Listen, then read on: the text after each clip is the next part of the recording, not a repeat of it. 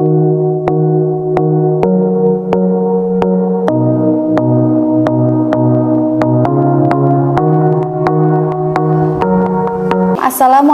warahmatullahi wabarakatuh. Perkenalkan, nama saya Muzayana, merupakan dosen Prodi D3 Kebidanan Institut Kesehatan dan Teknologi Graha Medica. Pada kesempatan ini saya akan menjelaskan tentang mata kuliah yang saya ampuh, yaitu Asuhan Kebidanan Kehamilan, di mana mata kuliah ini adalah mata kuliah wajib yang didapatkan di semester genap dengan jumlah SKS 5 SKS, 2 SKS teori, dan 3 SKS praktikum. Adapun capaian pembelajaran mata kuliah Asuhan Kebidanan Kehamilan, yaitu yang pertama, mahasiswa mampu menjelaskan proses adaptasi fisiologi dan psikologi dalam kehamilan. Yang kedua, mahasiswa mampu menganalisis faktor-faktor yang mempengaruhi kehamilan. Yang ketiga, mahasiswa mampu mengidentifikasi kebutuhan dasar ibu hamil sesuai dengan tahap perkembangannya. Yang keempat, mahasiswa mampu memahami konsep dasar asuhan kehamilan. Yang kelima, mahasiswa mampu menganalisis penyulit dan komplikasi kehamilan. Yang keenam, mahasiswa mampu mengevaluasi asuhan sesuai dengan tahapan perkembangan kehamilan ibu. Dan yang ketujuh, mahasiswa mampu mendesain asuhan kehamilan. Berikut ini deskripsi singkat mata kuliah Asuhan Kebidanan Kehamilan, yaitu mata kuliah ini memberikan kemampuan kepada peserta didik untuk menciptakan asuhan kebidanan pada ibu hamil normal yang service excellent dengan memperhatikan aspek budaya yang didasari aspek atau konsep-konsep, sikap dan keterampilan serta hasil evidence base dalam praktek antenatal yang menggunakan pendekatan manajemen kebidanan yang berfokus pada upaya preventif dan promotif dan memberikan asuhan kehamilan berdasarkan kebutuhan ibu hamil, tahapan perkembangan kehamilan, serta deteksi dini komplikasi serta pendokumentasiannya. Berikut ini adalah materi pembelajaran yang saya berikan kepada mahasiswa, yaitu yang pertama, proses adaptasi, fisiologi, dan psikologi dalam kehamilan. Yang kedua, faktor-faktor yang mempengaruhi kehamilan. Yang ketiga, kebutuhan dasar ibu hamil sesuai dengan tahap perkembangannya. Yang keempat, konsep dasar asuhan kehamilan. Yang kelima, penyulit dan komplikasi kehamilan. Yang keenam, asuhan sesuai tahapan perkembangan kehamilan ibu. Dan yang ketujuh, dokumentasi asuhan kehamilan. Kemudian metode pembelajaran yang saya gunakan yaitu yang pertama ada ceramah atau penyampaian materi, yang kedua SGD atau diskusi kelompok, dan yang ketiga pemberian kuis kepada mahasiswa. Tujuan metode ceramah yang saya gunakan agar mahasiswa mudah memahami materi pembelajaran serta diharapkan dapat terjadi interaksi di dalam kelas antara dosen dan mahasiswa. Untuk metode small group discussion, biasanya saya berikan sebuah kasus-kasus kehamilan untuk dicari solusinya atau jawaban yang paling tepat sehingga mahasiswa bisa saling bertukar pikiran serta mengemukakan pendapatnya masing-masing, dan mahasiswa bisa melatih untuk berpikir kritis, tumbuh kreativitasnya, mengembangkan daya pikirnya, dan melatih berbicara di depan umum. Dan metode yang ketiga adalah pemberian kuis kepada mahasiswa. Sebelum saya memulai materi pembelajaran, biasanya saya memberikan 1 atau 2 pertanyaan terkait dengan materi yang sebelumnya pernah disampaikan. Metode ini berfungsi sebagai bahan review atau materi-materi perkuliahan yang disampaikan pada pertemuan sebelumnya, dan juga mahasiswa terdorong untuk mengulang materi-materi sebagai bahan untuk menghadapi kuis. Untuk memudahkan mahasiswa menerima materi, biasanya saya mempersiapkan slide dalam bentuk PowerPoint, buku ajar yang sesuai dengan RPS mata kuliah Asuhan Kebidanan Kehamilan. Sedangkan dalam pembelajaran laboratorium, saya menyiapkan buku penuntun belajar Asuhan Kebidanan Kehamilan dan daftar tilik atau checklist agar memudahkan mahasiswa memahami prasat yang akan dipraktekkan di dalam lab antenatal care. Untuk sistem penilaian, di sini saya menggunakan presentasi kehadiran 10%, tugas 20%, UTS 30%, dan UAS 40%. Sedangkan untuk sistem penilaian praktikum laboratorium disusun dalam lembar checklist atau lembar observasi yang mengacu pada perencanaan pembelajaran dan standar operasional prosedur dengan menggunakan skala 1 perlu perbaikan, artinya langkah atau tugas tidak dikerjakan dengan benar atau dihilangkan. 2. Mampu, artinya langkah benar dan berurutan tetapi kurang tepat atau pembimbing perlu membantu atau mengingatkan. Dan yang ketiga yaitu mahir, artinya langkah dikerjakan dengan benar tanpa ragu-ragu atau tanpa perlu bantuan dan sesuai dengan urutan. Untuk evaluasi nilai yaitu jumlah nilai yang didapat dibagi jumlah total aspek yang dinilai dikali 100%. Baik, berikut ini saya akan tampilkan video proses pembelajaran di kelas mata kuliah asuhan kebidanan kehamilan. Selamat menyaksikan. Oke, Assalamualaikum warahmatullahi wabarakatuh. Waalaikumsalam warahmatullahi wabarakatuh. Selamat pagi. Pagi. Baik, hari ini kita melanjutkan materi tentang perubahan dan adaptasi psikologis ibu hamil trimester 1, 2, dan 3. Minggu lalu itu dibahas tentang masalah perubahan dan adaptasi fisiologis. Jadi sekarang kita akan membahas masalah psikologisnya ibu hamil ya. Trimester 1, 2, dan 3. Ada yang tahu psikologis itu apa? Mental. Ya, kondisi mental. Apalagi? Emosional. Jadi kita akan membahas di sini masalah psikologisnya ibu hamil dari trimester 1, 2, dan 3 ya. Baik, di sini kita bahas dulu trimester 1. Trimester 1 berarti umur kehamilan dari berapa minggu? Sampai 15 minggu. Ya, jadi trimester 1 itu hormon yang sangat meningkat itu ada hormon apa saja? Hormon kehamilan. Coba. Oke ya, progesteron. Ada yang disebut dengan progesteron. Dengan estrogen. Apalagi? Yang terdeteksi pada saat orang tes kehamilan itu hormon apa di situ? Hormon HCG atau kepanjangannya HCG apa? Human chorionic gonadotropin ya. Jadi yang terdeteksi pada saat kita tes spek ibu hamil itu menandakan bahwa dia positif atau negatif itu di alat tes kehamilannya itu adalah hormon HCG tadi ya. Sudah bisa kan kalian menggunakan tes spek?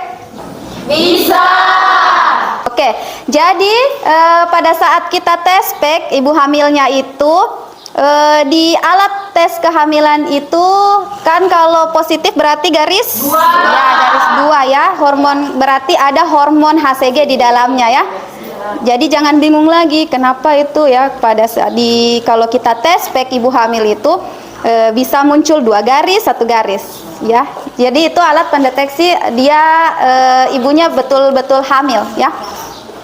Nah, karena peningkatan hormon progesteron dan estrogen dan HCG tadi ini ada beberapa ketidaknyamanan yang dirasakan pada ibu hamil. Apa seperti? Iya, atau morning sickness. Morning sickness ya berarti mual muntah pada pagi hari ya. Biasa juga ibu merasakan lelah, sering sakit ya. Merasa tidak sehat atau bahkan biasanya membenci kehamilannya. Kita lihat di sini perasaan-perasaan apa saja yang biasa dialami pada ibu hamil pada trimester pertama. Biasanya ibu merasa selalu gembira ya, sebentar-sebentar moodnya gembira atau senang. Setelah ya mood swing ya, namanya mood swing. Nah biasanya juga tiba-tiba diam-diam. Jadi mudian ya, mut-mutan. Sebentar bahagia, sebentar lagi dia kalau diajak bicara diam. Kita tidak tahu kenapa ini. Apalagi biasanya ibu merasa tidak sehat dan seringkali membenci kehamilannya. Biasanya karena hormon HCG tadi yang menekan sistem imun, makanya biasanya ibu hamil itu mudah terkena sakit seperti flu dan batuk ya. Makanya biasanya ibu sering sakit. Perasaan ambivalent terhadap kehamilannya. Ini ambivalent. Coba lihat di gambar, dia ada dua kepribadian. Ya. Dia biasanya di sebentar bilang A, setelah itu B lagi. Jadi berubah-berubah. Ya. Apalagi merasa terpenjara oleh tugas menjadi ibu. Biasanya ibu-ibu yang hamil pertama kali, dia belum siap menjadi seorang ibu. Dia sudah pikirkan, aduh menjadi ibu ini saya tidak ada tidur lagi, tidak bisa healing atau tidak bisa kemana-mana karena ada tugas kewajibannya sebagai ibu, harus menjaga bayinya ya. Yang apalagi nih, antipati dan depresi karena ada perasaan tidak nyaman terutama pada ibu yang tidak menginginkan kehamilan. Jadi ibu-ibu yang biasanya belum siap menjadi seorang ibu. Ya ada toh yang ibu-ibu yang belum siap tetapi sudah diberikan rezeki ya. Jadi biasanya dia depresi. Oke, apalagi? Kekecewaan, penolakan, kecemasan dan kesedihan. Jadi biasanya dia di kamar merenung sendiri, menangis tiba-tiba ya. Ada perasaan cemas dan marah karena punya tanggung jawab sebagai ibu. Jadi dia cemas, marah juga. Marah, ekspresi marah bagaimana? Marah-marah terhadap suaminya atau orang-orang di rumahnya, itu semua kena ya. Tidak jelas. Oke, apalagi?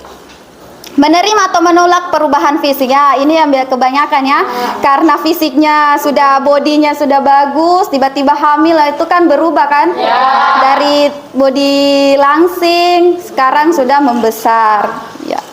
Dia merasa dirinya tidak cantik lagi ya kalau hamil.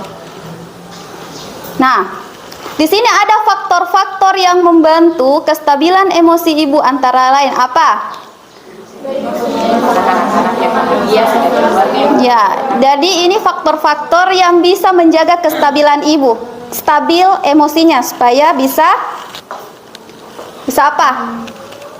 Mereda, tidak marah-marah lagi. Ini tips ya. Ibu sendiri mempunyai masa kanak-kanak yang bahagia sehingga keluarga yang mempunyai anak dianggap sesuatu yang diinginkan dan menyenangkan. Di sini artinya ibu itu kan pernah mengalami masa kanak-kanak. Jadi tahu, oh masa kanak-kanak itu bahagia ya, bisa main-main dan segala macam. Yang kedua, pandangan mengenai keluarga bahwa di dalamnya terdapat hubungan yang saling mendukung. Jadi di dalam satu keluarga itu harus saling mendukung antara suami, istri atau orang tua ya. Itu biasanya pasangan yang lebih utama dalam menjaga kestabilan emosi. Yang ketiga, ibu mempunyai hubungan yang sehat dengan suami ya. Ibu tadi bilang kan yang paling penting itu suami. Suami yang paling mendukung ya. Yang keempat, ibu tidak diganggu oleh kesulitan sosial ekonomi ya. Biasanya orang kalau yang tidak ada uang ya, mau beli ini, mau beli. Kalau biasanya kehamilan trimester pertama kan ngidam, mau makan ini, segala macam mau dimakan. Tapi kalau tidak ada uang ya, kesulitan ekonomi, ya suaminya yang merasa ini. Itulah yang biasanya memicu terjadi pertengkaran kan. Jadi faktor sosial ekonomi juga sangat membantu kestabilan emosi. Nah, di trimester pertama apa? Ibu akan selalu mencari tanda-tanda atau lebih meyakinkan bahwa dirinya memang betul-betul hamil. Setiap perubahan yang terjadi pada tubuhnya akan selalu diperhatikan dengan seksama. Jadi biasanya dicermin ya. Betul? Ya, saya hamil ini atau tidak? Dia selalu bercermin. Oh, perutnya sudah membesar atau perubahan pada fisiknya ya. Dia lebih meyakinkan dirinya bahwa ibunya betul-betul hamil. Terus apalagi banyak ibu yang merahasiakan kehamilan awal karena masih merasa belum yakin dengan kehamilannya. Karena dia belum betul-betul yakin, dia masih menyembunyikan terhadap orang-orang sekitarnya ya, dari keluarganya. Nah, di sini ada kekhawatiran. Kekhawatiran pertama timbul pada trimester 1 dan berkaitan dengan kemungkinan terjadinya keguguran. Jadi kalau trimester 1 itu sangat rentan terjadi keguguran. Jadi biasanya ibu tidak boleh mengangkat yang berat-berat, harus menjaga betul-betul kehamilannya ya. Terus beberapa wanita yang mengalami gairah seks yang lebih tinggi, tapi kebanyakan wanita juga mengalami penurunan libido selama periode ini. Jadi di trimester 1 biasanya libidonya juga tinggi, tetapi ada juga yang tidak ya. Terus kebutuhan untuk berkomunikasi secara terbuka dan jujur dengan suami sangat diperlukan. Jadi komunikasi dengan pasangan yang paling penting ya. Kalau ada masalah biasanya kan suami, mau tempat curhat kan suami, mau kemana lagi ya, semua harus dikomunikasikan dengan pasangan atau suaminya ya, supaya ada solusi dari permasalahannya. Jadi ibu merasa tidak sendiri, kan ada teman berbagi. Nah, kita lanjut di trimester 2. Berapa minggu ini trimester 2? Berapa? Tadi trimester 1 sampai 12 minggu. Trimester 2 12 sampai 27 minggu ya, 27 minggu. Disebut periode sehat. Kenapa kira-kira disebut periode sehat di trimester 2? Ya, karena di trimester 1 tadi ketidaknyamanan banyak sekali. Sedangkan di trimester kedua sudah bisa menyesuaikan dengan kondisi fisiknya. Misalnya besar, kan sudah membesar ya perutnya. Jadi dia sudah menyesuaikan dengan perubahan-perubahan yang terjadi. Terus rasa tidak nyaman sudah berkurang. Yang tadinya morning sickness sekarang sudah berkurang ya. Perut belum terlalu besar sehingga belum merasa sebagai beban ya. Kalau trimester 2 kan masih sedang kan. Jadi masih bisa lah untuk dia merasa ringan ya. Ibu sudah menerima kehamilannya. Yang pertama trimester 1 tadi dia belum menerima kehamilannya, tetapi di trimester kedua dia sudah mulai menerima ya. Makanya disebut periode sehat. Di sini juga di trimester 2 gerakan janin atau bayi itu DJJ-nya sudah terdengar. Jadi ibunya merasa bahagia ya. Biasanya kan di trimester 2 sudah muncul kan detak jantung janin. Jadi dia sudah, oh ada bayi ya di dalam perut. Nah, dia itu muncul perasaan bahagia. Nah, di trimester ketiga apa? Tadi trimester kedua periode sehat, sekarang di trimester ketiga disebut waspada. Waspada menunggu. Kenapa disebut trimester 3 itu waspada? Karena ada komplikasi nantinya. Ya, pada kan trimester 3 sudah mendekati kelahiran. Jadi biasanya ibunya was-was, aduh, saya normal tidak ya ini, atau bagaimana keadaan bayi saya ya, banyak yang dia pikirkan. Makanya disebut periode menunggu dan waspada. Disebut dengan periode menunggu yang artinya waspada karena rasa gelisah bahwa bayi tersebut akan datang setiap saat dengan mengawasi, menunggu tanda-tanda serta gejala persalinan. Jadi dia sudah menunggu, ini sudah trimester 1, sudah mendekati persalinan, tanda-tanda gejalanya kan biasanya ini kok belum ada tanda-tanda ya, belum ada tanda-tanda sama sekali. Terus waktu yang aktif, masa persiapan yang nyata untuk kelahiran dan pengasuhan. Wanita menjadi protektif terhadap bayinya. Jadi agak-agak protektif karena tadi kehamilannya sudah membesar. Itu perutnya sudah membesar, jadi agak protektif ya. Mengangkat, misalnya tidak bisa mengangkat ini, cuma bisa duduk-duduk santai ya. Pemilihan nama ya, di trimester 3 juga biasanya nama bayi yang ditunggu-tunggu sama pasangan itu pemilihan nama bayi. Oh, bayinya siapa ini? namanya yang indah, kalau perempuan namanya ini, kalau laki-laki namanya ini. Jadi orang tuanya yang antusias ya. Makanya harus ada komunikasi dengan pasangan. Jangan sampai nanti gara-gara nama bertengkar. Ya, gara-gara marga. Mau pakai marga Mamonto atau apa segala macam, ya. Nah, ketidaknyamanan sementara meningkat mendekati akhir kehamilannya. Dia ketidaknyamanan lagi meningkat di trimester ketiga. Tadi trimester kedua sudah mulai stabil. Sekarang trimester 3 timbul lagi ketidaknyamanan. Karena apa kira-kira? Iya, betul. Sudah mau baring, sudah terasa susah, mau balik kanan, mau balik kiri, ndak ada ya, ndak ada rasa enak. Terus libido juga menurun ya di sini. Libido mulai menurun dari trimester 3 karena kendala perut tadi ya. Iya kan? Posisi alternatif untuk melakukan hubungan suami istri itu sudah tidak nyaman karena tadi kondisi perutnya yang sudah sangat besar. Nah, agar proses psikologis dalam kehamilan berjalan lancar dan baik, maka ibu hamil perlu mendapatkan dukungan dan kenyamanan dalam psikologisnya. Dukungan dari mana atau siapa saja sih yang dibutuhkan?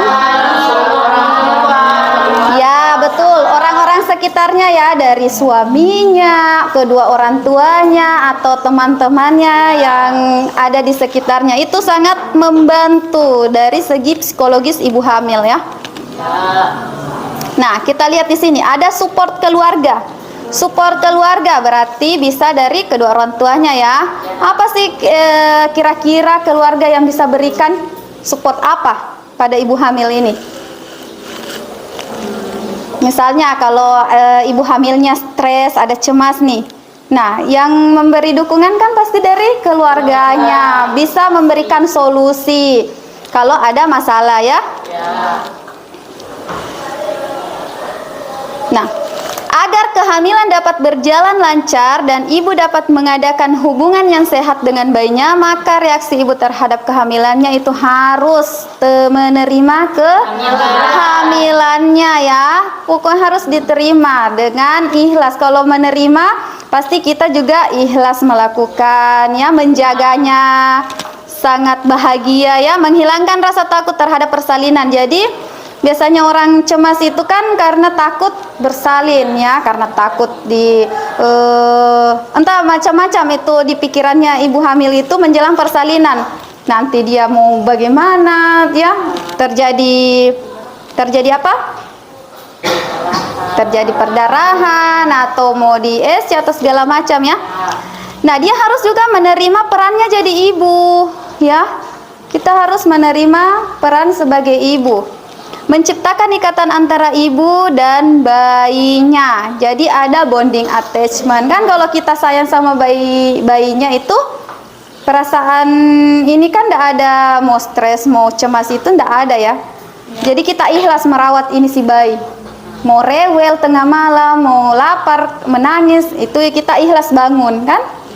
Karena memang sudah ada ikatan antara ibu dan bayinya.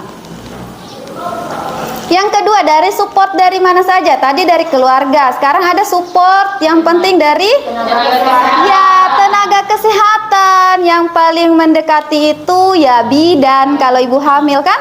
Ya, jadi kita sebagai bidan harus memberikan support kepada ibu-ibu hamil. Jadi kita melakukan pendekatan ya. Bagaimana supaya ibu hamil itu dia bisa bicara, dia bisa menyalurkan apa masalahnya. Kita sebagai bidan memberikan solusi supaya kecemasan atau rasa khawatir yang ada dalam dirinya itu bisa berkurang ya. Nah, apa support kira-kira contohnya? Dia betul, dukungan moral pada pasien kita. Kita sebagai bidan memberikan dukungan support ya. Nah, apalagi dari tenaga kesehatan, keluarga sudah, Sekarang fungsi, ini fungsi tenaga kesehatan. Fungsinya kita sebagai bidan apa? Ya, sebagai fasilitator kan, memfasilitasi. Bisa misalnya ada pengalamannya nih bidannya, ibu ndak usah khawatir. Saya juga pernah merasakan yang pernah ibu rasakan. Ya, jadi diceritakan kisahnya si bidan ini supaya si pasiennya tadi, ibu hamilnya tadi ndak merasa cemas dan gelisah ya. Nah, di sini ada juga perannya. Peran tenaga kesehatan apa? Nah, apa yang diberitakan kepada klien dalam menghadapi kehambilannya. Contohnya bagaimana ini peran nakes? Memberikan informasi mengenai Ya, memberikan informasi kepada ibu hamil tadi. Misalnya dia karena ada perubahan fisik di dalam tubuhnya, jadi kita perannya tenaga kesehatan atau bidan itu bagaimana? memberikan edukasi bahwa ini adalah hal yang wajar. Ya, betul. Memberikan edukasi bahwa kalau ibu hamil memang seperti itu, terjadi perubahan, misalnya perut membesar, payudara, ya, dan segala macam perubahan yang terjadi pada fisiknya ya. Terima kasih. Mungkin ada yang mau ditanyakan pertemuan hari ini? Ya, silahkan Fitri Indriani Papising. Baik, terima kasih atas kesempatan yang diberikan. Perkenalkan nama saya Fitri Indriani Papising. Seperti yang sudah Ibu jelaskan tadi tentang beberapa kondisi psikologi pada ibu hamil. Nah, yang jadi pertanyaan saya di sini adalah apakah kondisi psikologi pada ibu hamil dapat mempengaruhi perkembangan pada janin? Pertanyaan yang sangat bagus dari Fitri Indriani Papising. Jadi pertanyaannya tadi itu apakah faktor psikologis ibu hamil itu mempengaruhi perkembangan janin ya? Ya. Jadi betul, sangat mempengaruhi ya kalau ibu hamilnya stres, apalagi terdapat tekanan yang terus-menerus terjadi, emosinya yang tidak stabil, itu sangat mempengaruhi karena hormon kortisolnya yang selalu meningkat, jadi tambah banyak ya. Ya, makanya harus dijaga supaya ibunya tidak stres. Karena akan berakibat pada janinnya, perkembangan janin, baik itu mental dan fisiknya yang akan mempengaruhi ya. Bisa saja terjadi BBLR, bisa juga terjadi kehamilan prematur. Jadi itu harus diatasi ya. Oke, tanya silakan. Saya Bu. Ya silakan Dela. Baik, terima kasih atas kesempatannya. Pertanyaan saya yaitu apakah dapat mempengaruhi psikis anak jika pada saat di dalam kandungan ibunya itu mengalami stres atau tertekan? Ya. Pertanyaan yang sangat bagus. Mungkin ada yang bisa menjawab pertanyaan temannya. Silahkan. Saya Bu. Oke, silahkan. Menjawab ya Bu. Silahkan Sri Dewinal Ibrahim. Baik, untuk dalam masalah ini saya sedikit ingin menjawab pertanyaan tadi. Jadi yang pertanyaannya itu apakah kondisi psikologis ibu itu dapat mempengaruhi keadaan bayi? Ya, jadi kondisi psikologis ibu selama hamil itu dapat mempengaruhi temperamen dari bayi. Ibu yang mengalami stres berat atau sering marah, nantinya jika bayi itu dilahirkan, bayi itu akan mudah marah, menangis, rewel, dan bahkan berpotensi untuk mengalami stres juga. Seperti itu. Terima kasih. Ya, jawaban yang sangat bagus ya dari Sri Dewinal Ibrahim. Tepuk tangan dulu. Jadi betul, stres pada ibunya itu akan mempengaruhi kondisi fisiknya bayi ya. Kestabilan emosinya bayi juga di dalam perut ya. Jadi nanti pada saat dia lahir itu biasanya bayinya mudah marah, mudah menangis ya, emosinya tidak stabil. Jadi itu sangat berpengaruh. Materi hari ini cukup untuk hari ini. Nanti kita lanjutkan lagi minggu depan ya. Ya. Terima kasih. Wabillahi taufiq wal hidayah. Wassalamualaikum warahmatullahi wabarakatuh. Waalaikumsalam.